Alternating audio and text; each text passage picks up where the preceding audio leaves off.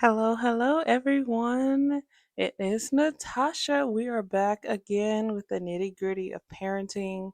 Matter of fact, I just put my little ones down for bed, so hopefully that's where they want to stay. So if you hear some mommy somewhere or something else in between, do not be alarmed. Like I said, I keep it real. This is what I do. I am a child of God first, but I am a mom, and sometimes I don't get to do all the activities as pristine and quiet. One day, I will get those like noise canceling equipment and all the fancy stuff, but for right now, I'm just going to be me and I'm going to do the best with what I got. Okay? All right. And I really hope you guys enjoyed those last two podcasts. I'm definitely going to increase the frequency of me putting up podcasts because I really, really, really want to connect with people who are just trying to do the best they can. They are trying to not traumatize the ones that they're responsible for raising up. I mean, they are trying to keep their mind sane, keep the place where they live in a decent condition because, Lord, that is so important, and do it with a smile. I tell you what, unless the birds are chirping and the sun is hitting just right and I got a full stomach and the kids aren't running, I am usually not scrubbing my kitchen with a smile. I'm just kind of like, how long is this really going to take me? And then I realize this isn't probably going to be like an A to B kind of thing. I'm probably going to have to jump to like T and L and maybe slide a W in there because I tell you what, I don't know if it's just me, but when I forget something, like I have something on the counter, right? And I go, "Oh, this goes in the laundry room." So I go in the laundry room and I go to put it on the shelf, and then I'm like, "Oh yeah, I didn't start this load of clothes." And then I go, "Oh wait, I can't start this load of clothes. Let me go see if there are some left out, dirty clothes around the house, whether it's in our kids' rooms, or if it's in our room. Let me just gather them up so that I don't have to, find that one piece of clothing that could have been in the wash. And so I go around the house. I'm going into the kids' room first because kids, I don't know why they do what they do, but I tell you, they they're like the interior designers, but in reverse. Like they are masterminds at turning a room upside down and say, "We're having fun," or no, no, no, that is not fun to my brain. Why, why, why? But I digress.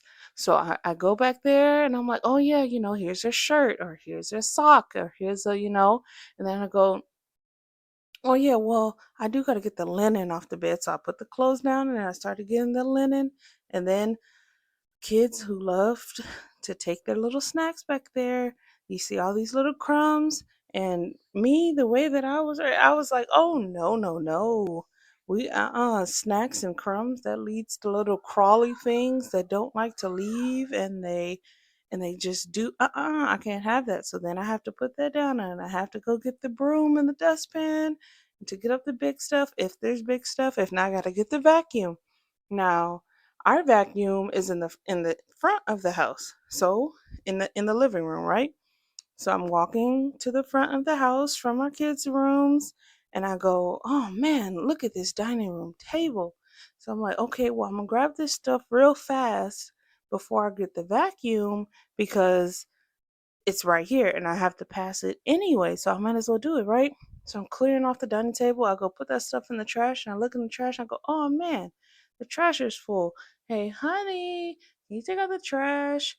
Or if he's not here, of course, now, ladies, I do, take out the trash. And my husband does not like it because he's like, "You are my wife and you will not be taking out the trash." But sometimes I do. I just gotta take it out. It just gotta be gone. I just have to.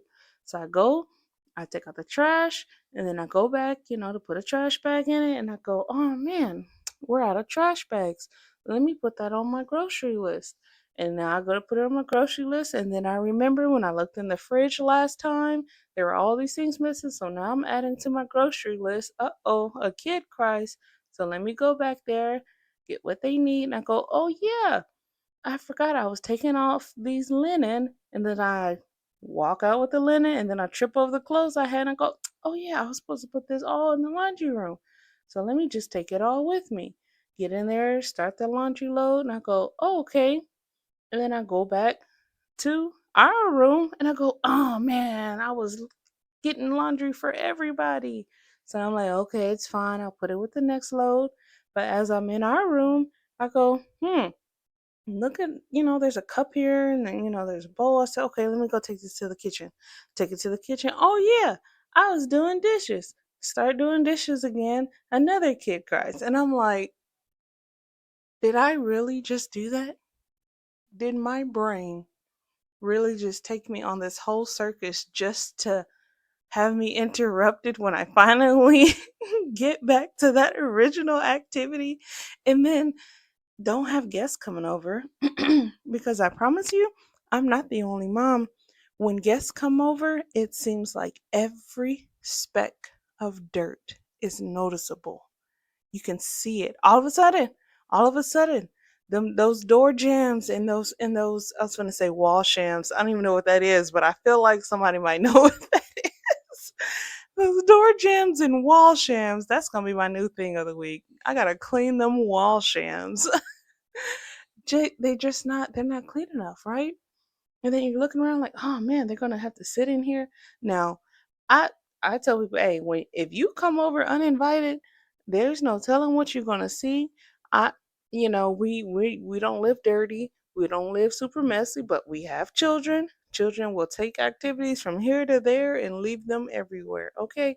So I start looking around and I'm like, oh man, okay, well let me just spruce it up a little bit. I don't know what parent really ever, when they spruce, you see, that's my baby doll. And I said, this is a real podcast, okay? This is real. I don't know if you guys could hear her, but she was definitely unhappy about whatever was on the screen in there. And so, back to what I was saying. See, my brain was getting ready to do it again. Y'all gotta help me. Y'all gotta help me. So I get to sprucing, but then I find this one area and I kind of, straighten it up a little bit. But then my eye catches another area and I'm like, dang, okay, let me grab that too. Finish that little thing. Next thing you know, I have spent all this time, quote, air quote, sprucing, and now I have this spick and span living room. But you know what I also created? I created chaos in my mind because now when I look up at the dining room or the kitchen, now they're not meeting the quota. Okay? They are not qualified to be seen by guests. So now I have to rush.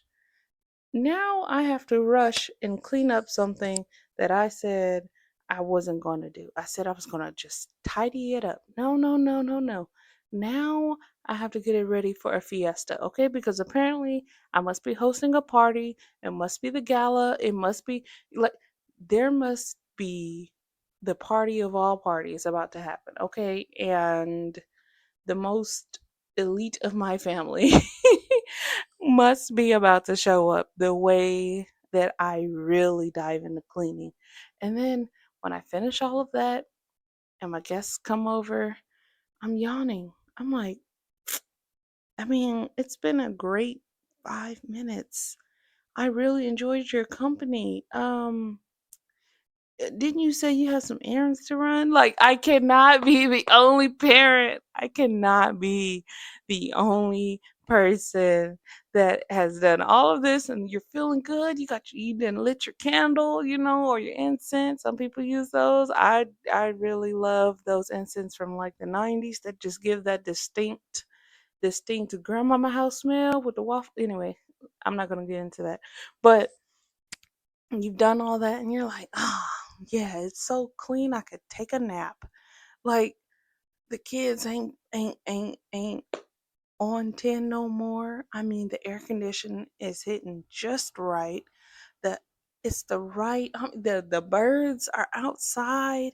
They're like, yeah, this is this is perfect nap sensationals right now. But you can't. You gotta entertain and you gotta talk and you gotta be present. Now, one thing my husband learned about me real early is when that social battery is done, I will happily excuse myself. I go shower. I might make me a little snack. I ask the guests, "Hey, you guys hungry? You know, I'll cook. I will cook a full meal for the guests just for them to be comfortable because what I'm about to do next, I'm about to go brush my teeth, make sure the kids are straight, give my husband a kiss on the forehead, and I'm going to go lay down in that wonderful cushiony bed." Okay? I Guests turn into family real fast, depending on who you are now. They turn into guests real fast. Okay, either I'll join everyone again in the living room with a blanket, my fuzzy soft blanket, and I will crisscross applesauce on a cushion somewhere. Or I'll even find a spot on my own wonderful, freshly vacuumed and powdered carpet. Okay, and I will lay down and be just fine. Now, I, I might stretch out, but y'all mind your business because y'all in my house and I'm comfortable, okay?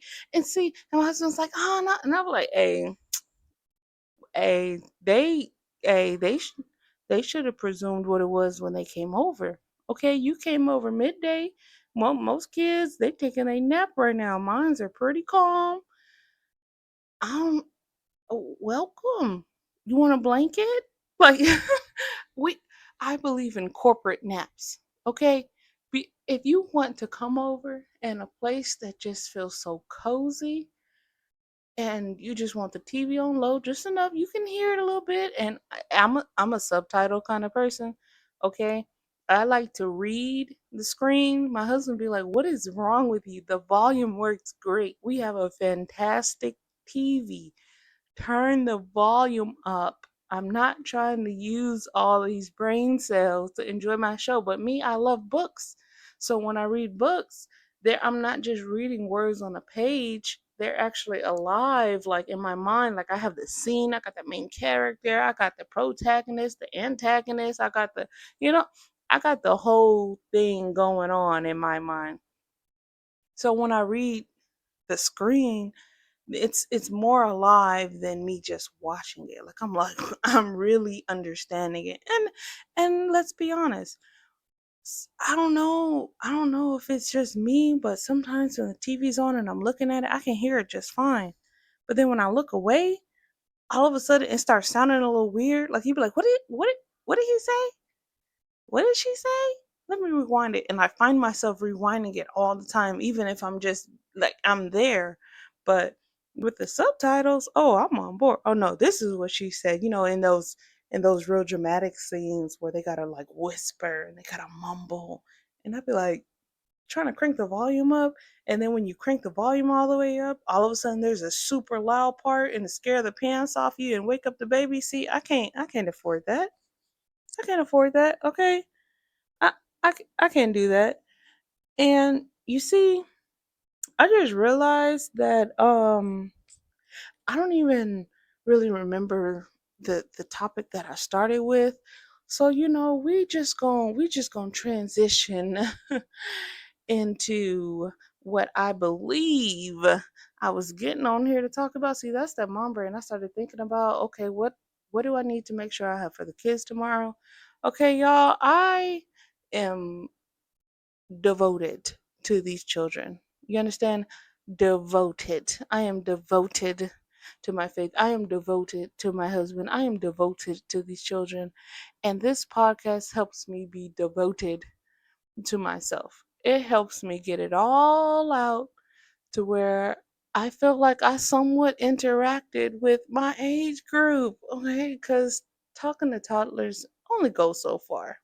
And talking to babies, all they want to say is no, what, huh, yeah, hmm, and they just mock you. Just adorable, adorable parrots. Okay? I don't know if there's another animal that mocks you like a parrot. I think a parrot is kind of like that typical animal that people would go to, or maybe it's just me. I don't know.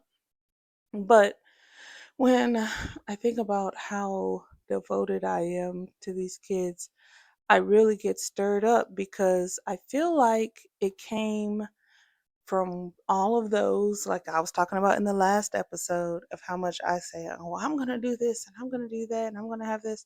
So I'm wanting to give these kids everything that I never had, everything that I wanted. I wanted more hugs. I wanted more kisses. I wanted more stability. I wanted more communication. I wanted more understanding. I wanted more forgiveness. I wanted more chances. I wanted more, just those things that would have made transitions easier, because growing up I was like, once you mess up, oh buddy, that's it. Prepare to meet your maker. Like, each time was no less frightening than that. Okay, I'm about to get sent home to the maker of all makers. Okay, and I was like, man, I don't want my kids to ever feel like that. And when I approached the situations that way, like, okay, let's sit down and talk. Let's figure out what this is. Whatever the consequences could have already been dished out, right? But I'm like, it's kind of taboo for us to, have that topic on the table after we've already dished out the consequences. Usually, you get the lashing, the tongue lashing before you get your whatever your punishment was. You get told about it, or it happens. It happens. You get the punishment. You see what I'm saying? You see what I'm saying? Okay, yeah, I get what I'm saying. And that's it. They be like, at the end of whatever. So you better not do it no more. Did you learn your lesson? Yes, no. All right. You kind of move on. You kind of lick your wounds, and you go about your business. But I was like, I cannot do that. I have to do more than that.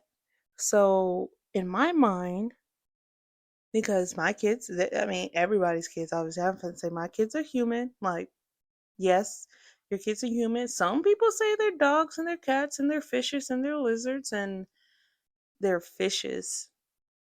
They're fishes. See, this is why I need adult conversation, because what are fishes? They're fish. They're whatever. Those are their kids. Hey, I love it. Because before I had kids, I was like, man, I'm gonna get me a little Yorkie poo and we just gonna be living life.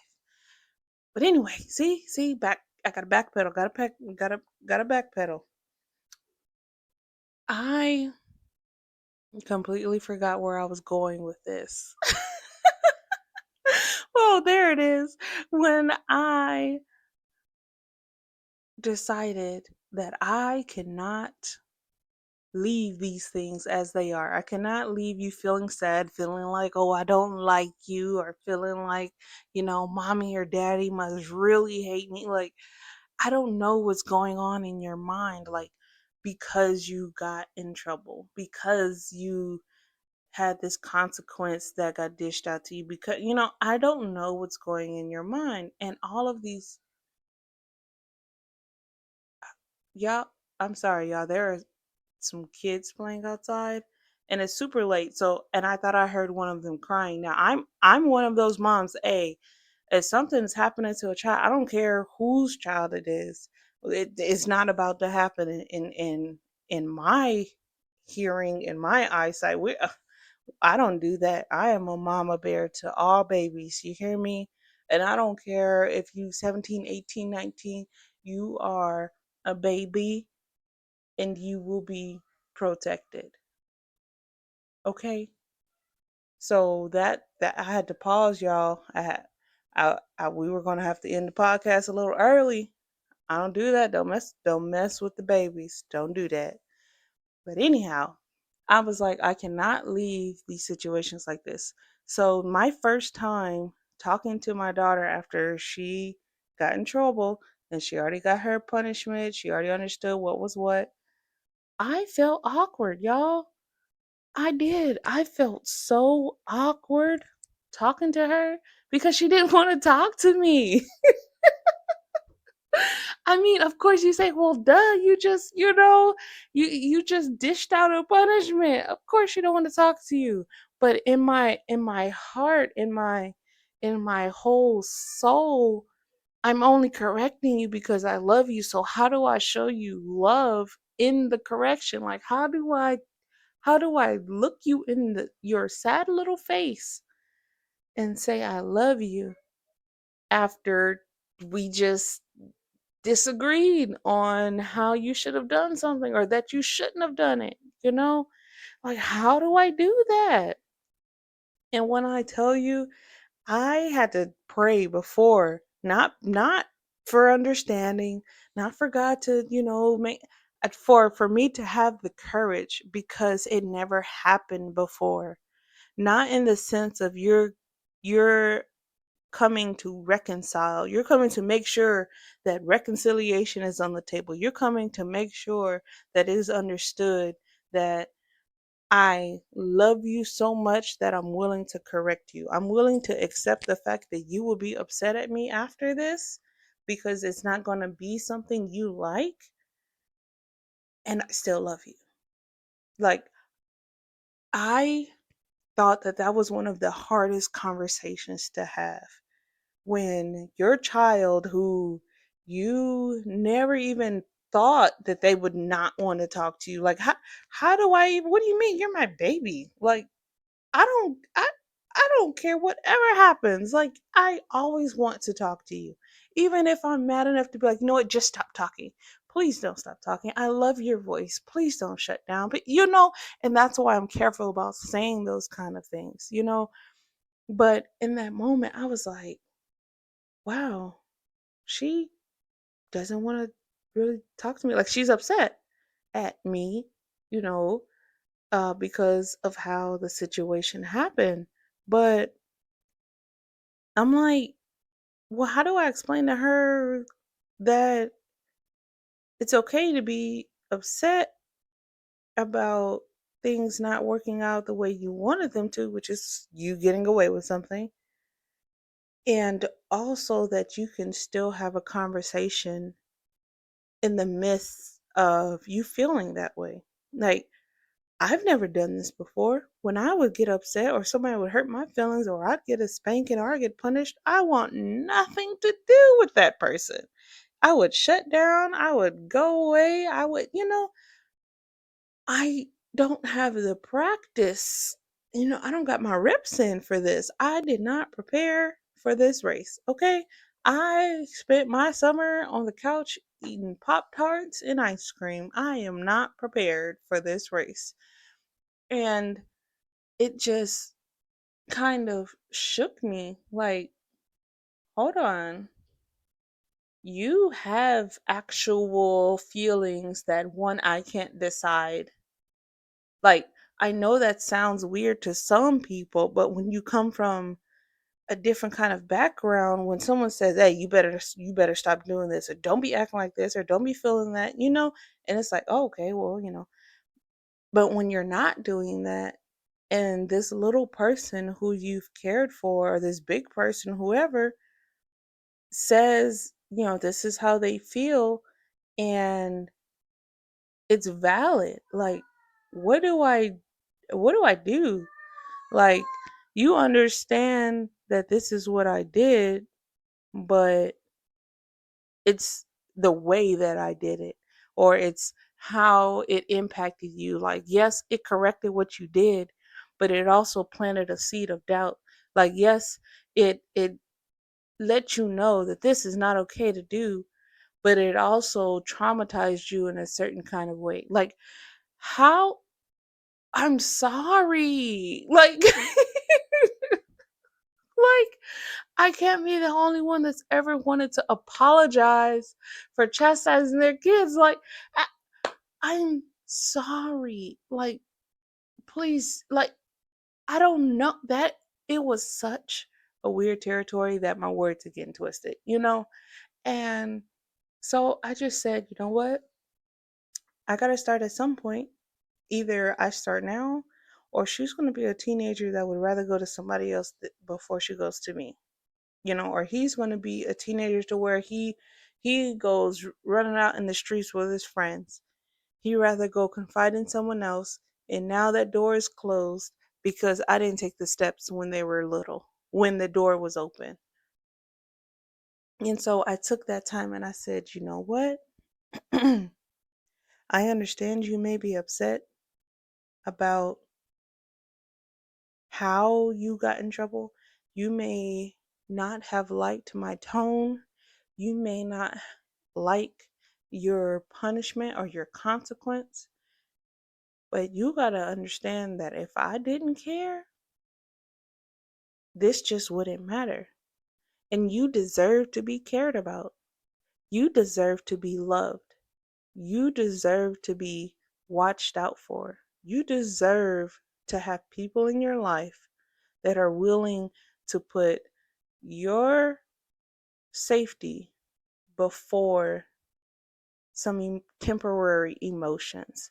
It takes a lot for a person to say, I'm going to step in and make things uncomfortable purposely so that I can protect you.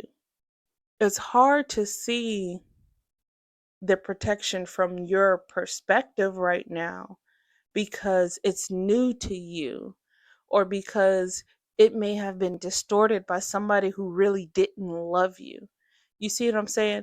A lot of us growing up, we take correction or we take, guidance and advice or criticism or just a flat out no, we take it so harshly because people who didn't know what genuine love was corrected us, but they didn't do it with love and we knew it. They didn't yell at us because they cared about us and we knew it. It was obvious. It was something that was translated in the way that they did things that confirmed to us that they did not care as deeply as they made it seem. And so that distortion evolves into a defensiveness that we use towards people and even our kids. If our kids say, "Mom, that was really mean. Mom, that really hurt my feelings. Dad, that really made me feel like X, Y, and Z." What's the first thing we do? Oh, you just, No, no, no, no, no. You're really saying, can you help me understand how to process what you did or how you did it? Can you help me not become cold hearted towards you in my little mind because I'm not seeing this the way that you see this? I understand that you said don't do this. You don't want me to do this. You said this is not safe, or you said this is not right, or a young lady shouldn't do this, or a young man shouldn't do this. I understand the logic behind it, but can you help me with this other piece? See, we sometimes get so black and white. We get so plain. It's just plain. Obviously, don't do that. It's obvious that you should not do that. Okay, I understand. And then they go off and they go, wow, that was really mean. How, when did emotions get into it? That's why we have to talk with them because they aren't just processing things black and white. Mama says I can't go out to play because it's raining. That's so messed up. I see other kids, they got rain boots, they got a coat, they play in the rain. So they're upset and their emotions become more important than the logic. And when we go, why are you upset? I'm really doing what's best for you. Why don't you understand? It's you can't go do that. But if we take a second and being like, okay, how did it make you feel when I said that? He goes, well, it it kind of made me upset. It kind of made me sad. It made me feel disappointed when the words say disappointment will always come, it'll always be there. We have to teach them how to deal with it, how to process it. We think, oh, well, they'll get over it. I heard that so many times. Oh, you'll get over it. You'll get over it. But what if they don't? What if they don't? What if they forget about it in that moment and then the next time somebody comes to correct them, the next time that they can't do something, it's just stacked on top. It's just stacked on top. It's just stacked on top. And then when they become adult, we don't understand why they're so angry. Why are you so angry? Why do you snap so much? Why are you impatient so quickly? And we never think back to where we didn't even show them how to process it. We just said, figure it out. And I was like, I don't want that for my children. I refuse to let them just be.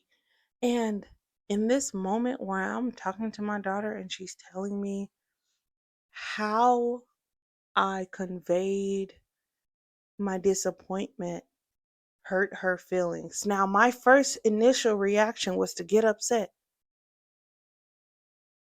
Why are you upset? And I'm helping you. I said this internally. I was upset because, man, dog, I'm just trying to do the best for you, and now your feelings are hurt. Oh my goodness, there's something else. Like, I'm just trying. Matter of fact, can I just leave it like that? I'm just trying. And you're upset. And now I feel bad because I love you so much. I want you to be happy all the time. But that's irrational because you're not going to be happy because you're not going to get to do everything that you want to do because it's not safe.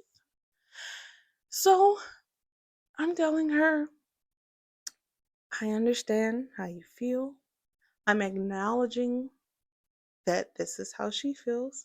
I'm acknowledging that whatever was said was still said. I said, but I want you to know just because I am temporarily upset, that has nothing to do with what I think about you. You are still amazing. You are still wonderful. You are still growing. You are still honest. You still have integrity, even if she just told a fib, told a story, told a lie. We grew up saying you can call no grown folk no liar. Oh no, no, no, no, no, no, no. That that was a sin all by itself. Okay, you could not do that. Even if she had just did that.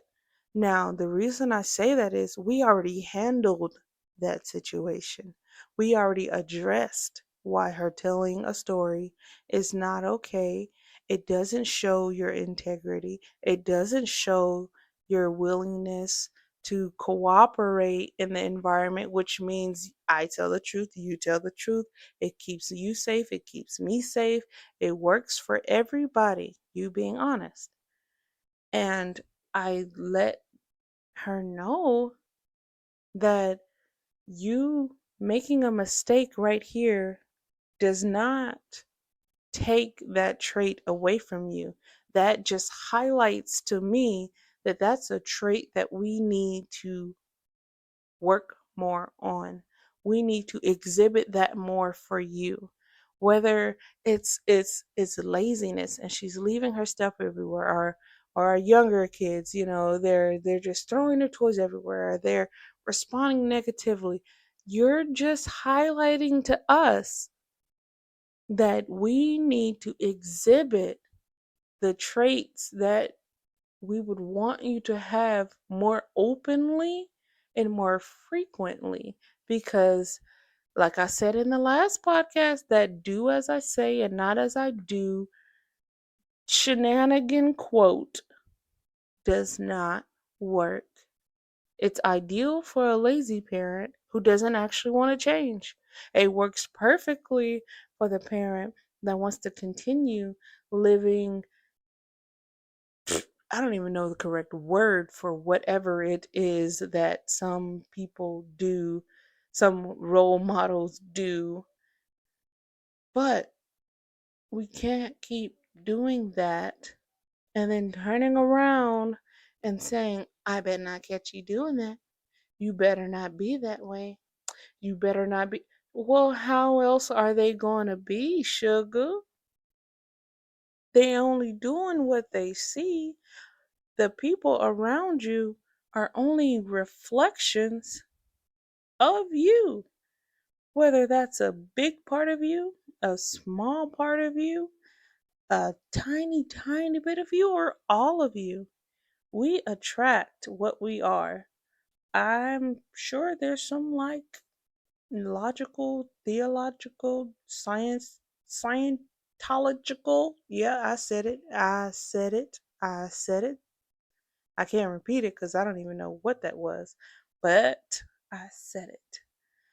So there's some reason as to why, and some people say, well, we raise them the best that we can and they're out there doing this. Well, look back at the small stuff.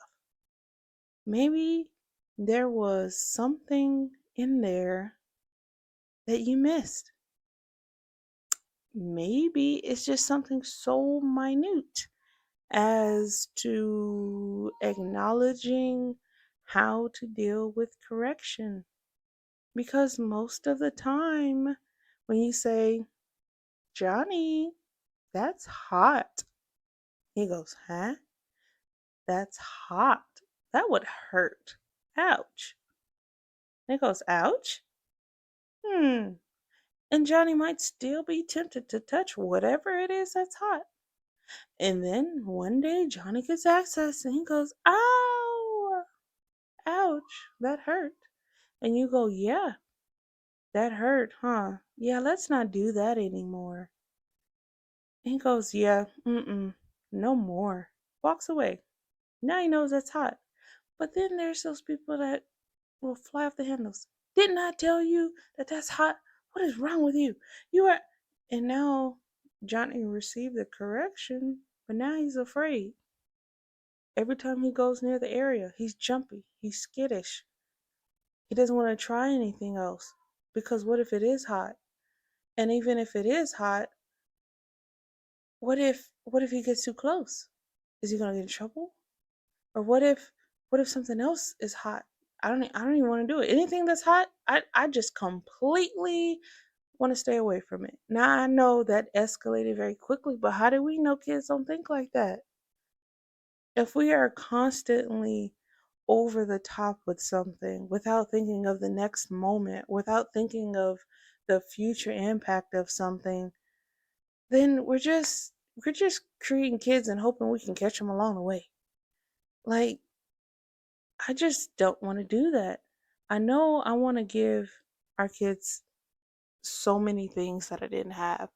I know I want to address things in a way that I hadn't addressed them or they didn't get addressed to me as.